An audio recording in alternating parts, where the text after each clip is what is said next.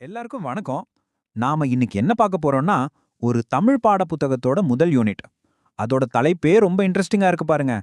வாங்க, இதுக்குள்ள என்ன இருக்குன்னு பார்ப்போம். இந்த யூனிட்டோட பேரே தமிழ் தேன். யோசிச்சு பாருங்களேன், ஒரு மொழிய போய் ஏன் தேனோட ஒப்பிடணும்?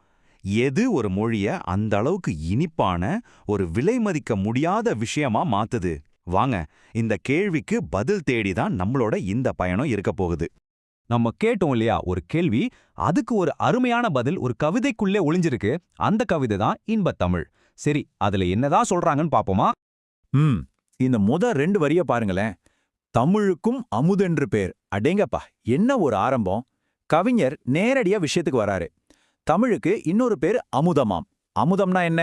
தேவர்கள் குடிச்சு சாகா வரம் பெற்ற அந்த அமிர்தம். அது மட்டும் இல்லாம அந்த இன்பத்தமிழ் அவங்களோட உயிருக்கு சமமாம்.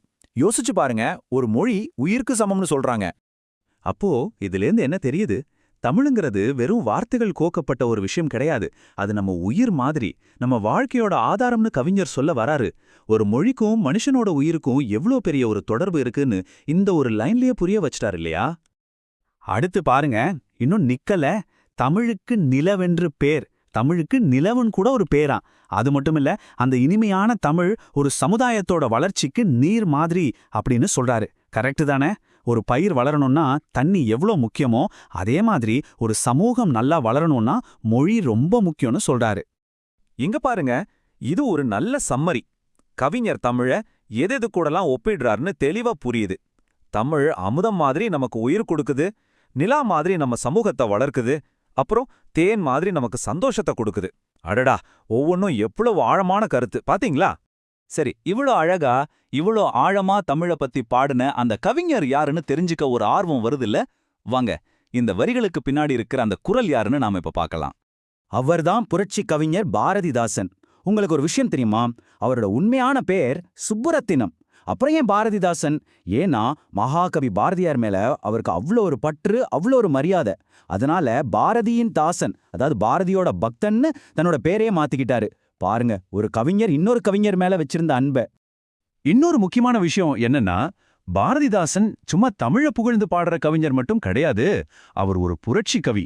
மொழி மேல அவருக்கு இருந்த அன்பு ஒரு பக்கம்னா, இந்த சமூகத்தை மாத்தணும்னு ஒரு வேகம் இன்னொரு பக்கம் இருந்துச்சு. பெண் கல்வி வேணும், விதவைகள் மறுமணம் செய்யணும், சாதிலாம் இருக்கக்கூடாதுன்னு அவரோட கவிதைகள் ஒவ்வொன்றும் ஒரு பெரிய புரட்சியே செஞ்சுது. சரி, கவிதையை ரசிச்சிட்டோம், கவிஞரை பத்தி தெரிஞ்சுக்கிட்டோம். ஆனா இந்த பாடத்தை நாம ஏன் படிக்கிறோம்? இதனால நமக்கு என்ன கிடைக்க போகுது? அதாவது கற்றல் நோக்கங்கள் என்னன்னு தெரிஞ்சுக்கிறது ரொம்ப முக்கியம் இல்லையா? வாங்க அதை பத்தி பார்க்கலாம்.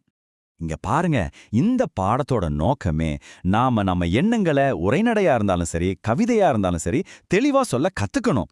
தமிழ் எவ்வளோ இனிமையான மொழிங்கிறத உணரணும். அதோட ஸ்பெஷல் விஷயங்களை எல்லாம் லிஸ்ட் போட தெரியணும்.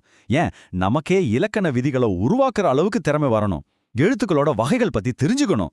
இது எல்லாத்துக்கும் தான் இந்த பாடம். அப்போ விஷயம் சிம்பிள். நம்ம வெறும் கவிதையை மட்டும் படிக்கல, அதை ஒரு கருவியா வச்சு நம்ம மொழி திறமையை வளர்த்துக்கிறோம்.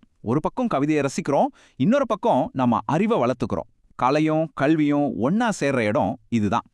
சரி, நாம இப்போ கிட்டத்தட்ட முடிவுக்கு வந்துட்டோம். ஆனா போறதுக்கு முன்னாடி உங்க எல்லாரையும் கொஞ்சம் யோசிக்க வைக்கிற மாதிரி ஒரு கேள்வியோட இந்த பகுதியை முடிக்கலாம்னு நினைக்கிறேன். இந்த கவிதையில தமிழ அமுதம், நிலா, தேனு, மென்மையான அழகான விஷயங்களோட ஒப்பிட்டதை நாம பார்த்தோம். ஆனா அதே கவிதையில தமிழ ஒரு வேலோடையும் ஒப்பிடுறார் கவிஞர். வேல்னா என்ன? ஒரு கூர்மையான ஆயுதம். ஒரு மொழிய எதுக்கு ஒரு ஈட்டி மாதிரி ஆயுதத்தோட ஒப்பிடணும்? ஒருவேளை மொழி வெறும் மென்மையானது மட்டும் இல்ல, அது ஒரு சக்தி வாய்ந்த ஆயுதமாகவும் இருக்கலாம்னு கவிஞர் சொல்ல வர்றாரா?